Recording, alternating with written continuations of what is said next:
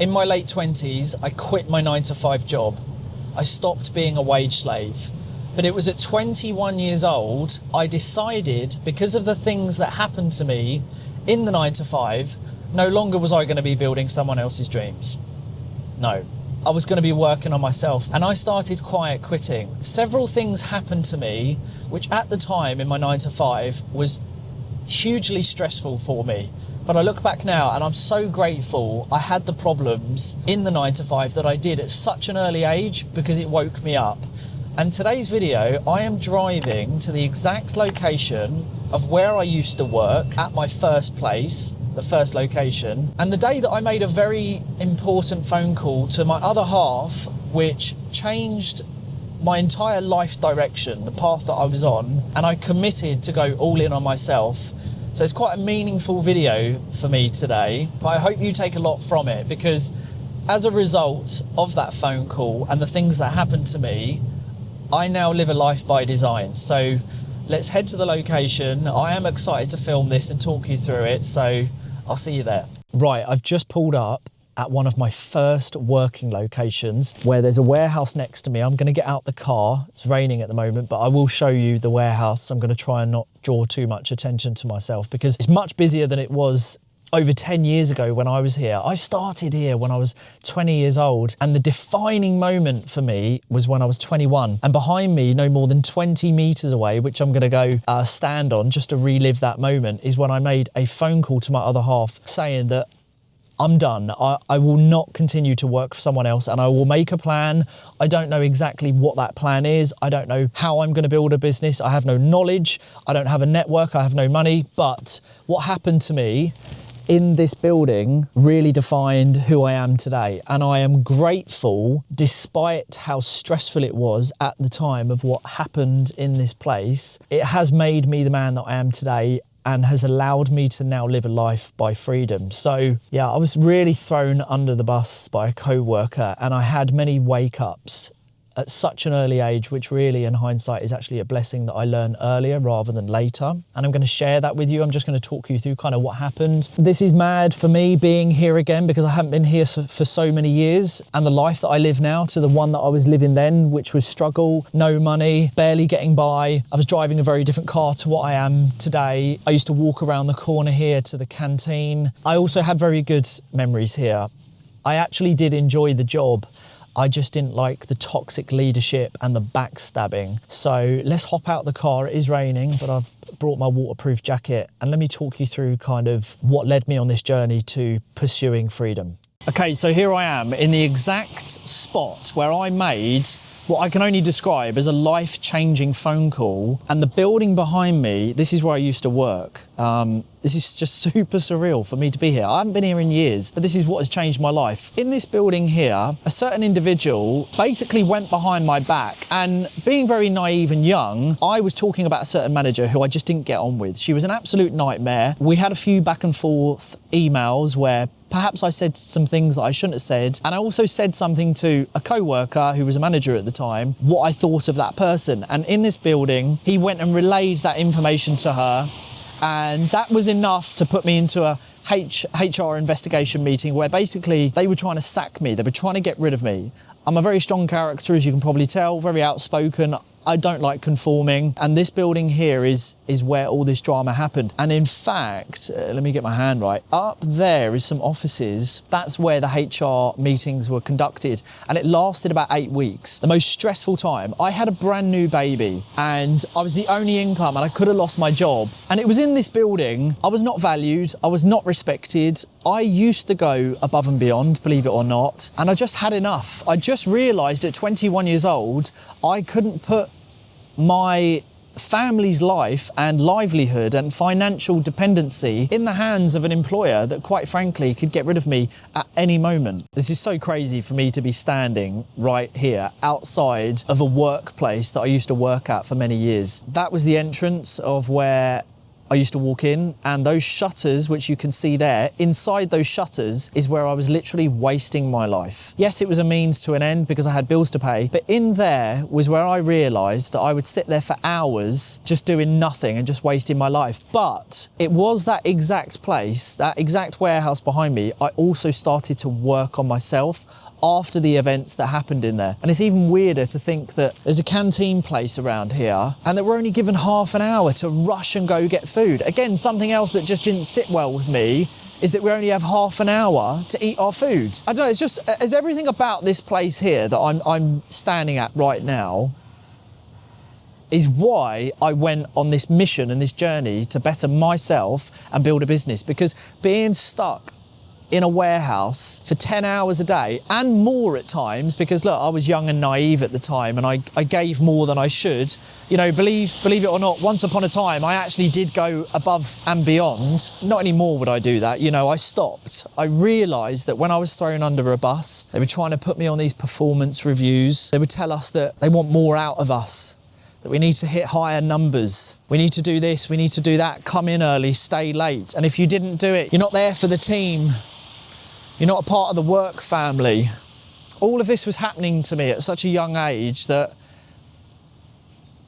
it really has mapped out where I've ended up now. And in fact, take a look. Those offices up there, right, those windows, that is where they conducted the investigation meetings, where I went through this awful process of being belittled, really being shown how much of just a number I was. There was no respect during these meetings, and also HR made many, many mistakes, which I was able to use in my counter grievance, which I won.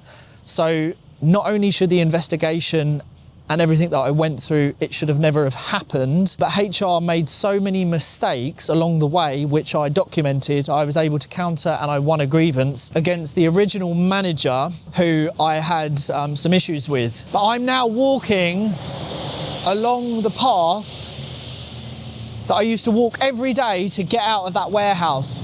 Every time I had my break, I would get out of the warehouse and I would just get some fresh air, not to be cooped up. And I remember walking along here, again, all of this is just mad for me, walking along this exact walkway right now is where I used to think about, how can I replace my income? What business can I build? What do I need to learn? Who do I need to meet? I just used to constantly be thinking. And that is actually, just for the record, they are clear indicators that you do not belong in a job. If you constantly think about finances, if you constantly think about ways of making your own money, and it's on your brain all the time, you are destined to work for yourself and be some form of an entrepreneur, I promise you. It's really common if you think about finances all the time. So yeah, this is crazy for me to be walking along the same walkway where I used to go and get my lunch, think about how I can escape this place, and thinking about how to replace my income. What do I need to do? Who do I need to meet? What do I need to learn? Just so I didn't have to go back into this place. It's so weird looking at it as well, because I spent so many years here and so much happened. It wasn't all bad. I had a lot of laughs, but I knew I was cut out for more than this. And I think everyone needs these moments in their life. You know, whether it is being thrown under the bus by a co-worker or being screwed over by a boss, whatever it is that happens to you, it's not until these things actually occur do many people actually change. That's the thing. It normally takes something quite severe. But I'm just gonna wait for this lorry to go by. But yeah, behind me, it's mad. Over 10 years ago, I was working here and now I'm free. It's crazy.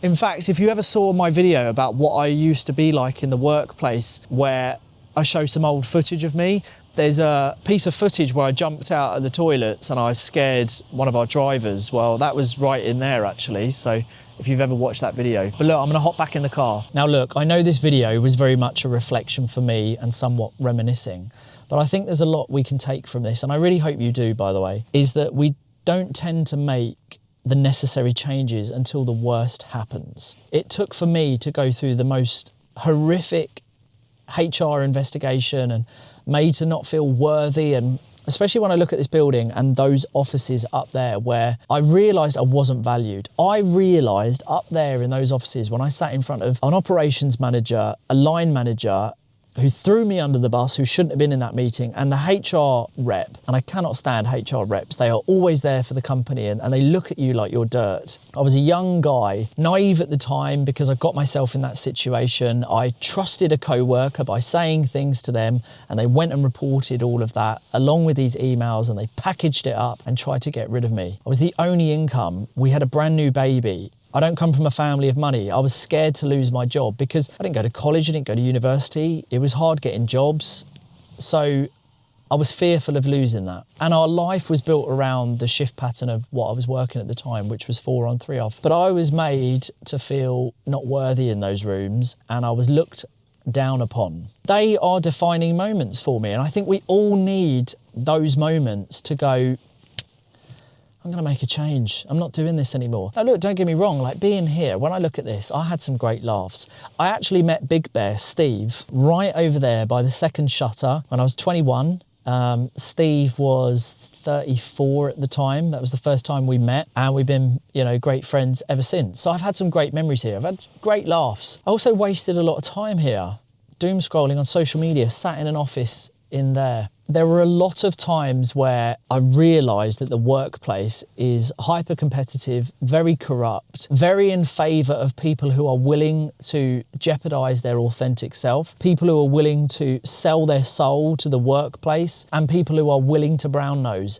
That is not me. And I learned all of these lessons in this one location here. So I am grateful for the horrible experiences that I've had. And if you can have that outlook and be grateful for the bad experiences that mould you to the person that you are today, because all these people that I used to work with, it's about 90% of them still work for the same company. Not in this location because this is all different. There's like a fence here. There wasn't even this fence here at the time. There wasn't this huge building here at the time. This was just like a waste management company. So a lot has changed. But things like I said, rushing to go and have your break. They would try and squeeze every ounce of energy out of you here. Come in early, stay late. In my previous video, I mentioned about Anne when they wanted us to stay late, but we weren't getting paid for it at the time. They kept pushing the boundaries of oh, can we just hang on an extra 20 minutes? And then it became a regular thing. And I said, look, we've all got to put our foot down.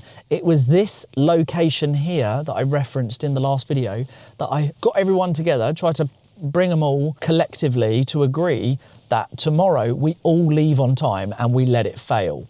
And it was Anne that said, no, I'll stay. And Anne lived an hour away from this location. So Anne was willing to stay later, and then she's even got an hour commute. So there's 2 hours of Anne's day that she won't even getting paid. But we all know those co-workers, right? This was a place that was full of brown noses and people that weren't being true to who they really were. I was just not willing to jeopardise any of that. But look, this video,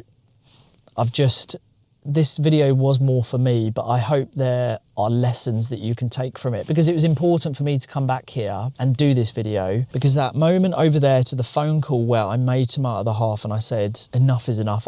I'm so stressed. When I say I was stressed, I don't often get stressed now, but I was losing sleep. I couldn't stop thinking about it. It went on for 8 weeks, multiple meetings. People were talking about me. HR made so many mistakes as well. It was a painful process. And I made that phone call, and it was that at 21 years old that set me on the course that I ended up going on. So look, I hope you could resonate to some of the messages within this and some of the meanings and the lessons that can be learned. Sometimes we have to go through the bad in order to understand what's what, and actually the way the workplace is, we have to go through the But anyway, listen, until next time, I hope you enjoyed this video. If you did, like and subscribe. Let me know in the comments maybe if you've been through similar things, or maybe you're going through, or maybe you're on a similar journey to what I went through. I'd love to hear from you. I will get back to every single one of you. Something else that I must add in. When I decided I was going to build something for myself, by no means did I have it figured out. Did I even know what I was going to build? I didn't have a clue. But let me tell you what I did know. I had to take back control. I needed to work towards freedom. I was not bothered about building something that would give me a fancy title. I was never bothered about getting to a point where I made so much money I could brag about it, because I'm not that guy. I have no interest in competing with who earns the most, who's got the biggest, you know what. I'm just not that guy. I just wanted to be able to make enough money that I could replace my salary so that I never had to suffer the corruption and the backstabbing of the workplace. That was my only goal. And by applying self-education, discipline, delayed gratification, consistent efforts in personal development, networking, trying, failing, getting back on the horse again, trying something new, that doesn't work out, okay, what else can I do? Try this, try that. I mean, I tried so many different things to make my own money, and some of it worked, some of it fell flat on its face. But again, when I went through all those investigations and all those meetings, I was willing to do everything and anything to start building my own income. I just wanted to add that in there. It was never driven by being super rich and a big title, and again, all ego based. It was the aim of control and freedom, or as I call it, as many of you know, a life by design. Just wanted to add in those final points. Have an amazing day. Thanks so much for watching, and I will see you all soon.